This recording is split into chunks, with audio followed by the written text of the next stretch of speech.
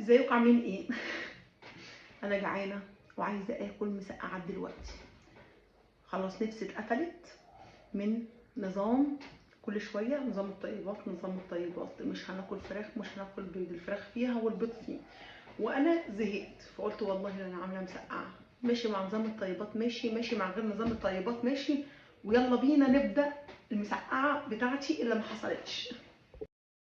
يلا بقى بينا نبدأ. أول حاجة أنا نقع الحاجات دي لمدة ساعتين في مية وخل، ومية وخل وملح ومعلقة سكر.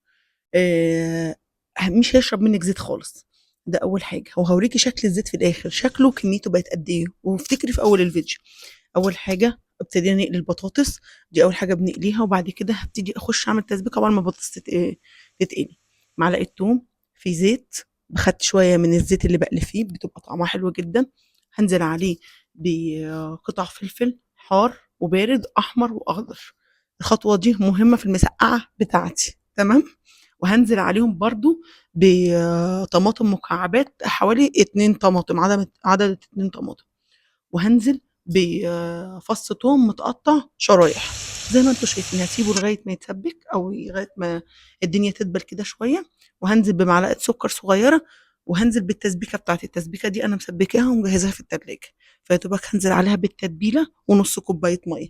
واخر حاجه دي انا جايباها من عند العطار، اسمها توابل مسقعه حلوه جدا، جربوها.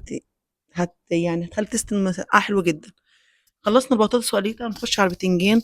قلينا البتنجان، شايفين البتنجان عامل ازاي، مش هيشرب زيت خالص ومش هيسود الزيت. تعالوا هنشوف في الاخر خالص. قلينا البتنجان وقلينا البطاطس، طبعا انا عامله كميه، فانا هوريكم طريقه الاتنين قليتهم ازاي. وبعد كده قليت الفلفل. تمام. في الاخر هنزل بقى هرص المسقعه، رص البشاميل بالظبط زي ما انتم شايفين. بصوا، طبقة بتنجان وطبقة تسبيكة، طبقة بطاطس وطبقة تسبيكة، طبقة فلفل وطبقة تسبيكة، كده لغاية ما اخلص الكمية بتاعتي كلها. وهنزل عليها بشرايح فلفل الوان، يعني لو هو موجود عندك شرايح فلفل اخضر، لو هو موجود للشكل الجمالي بس. وهنزل بقية التسبيكة، بس هحط عليها نص كوباية مية. تمام. وهرفعها على النار تاخد غلوتين 3 مع بعض كده عشان كله يشرب من بعضه. بعد كده هدخلها على الشواية، هتطلع بالشكل القمر ده، وهتاكلي احلى مسقعة تحفة في حياتي. بصوا الطبقات عاملة ازاي، والشكل طبعا بيتكلم عن نفسه. بصوا بقى وانا بدوق لكم كان في حتة تانية، كنت بص بتغدى. تحفة تحفة تحفة. جربوا الطريقة ومش هتندموا. لايك وشير للفيديو.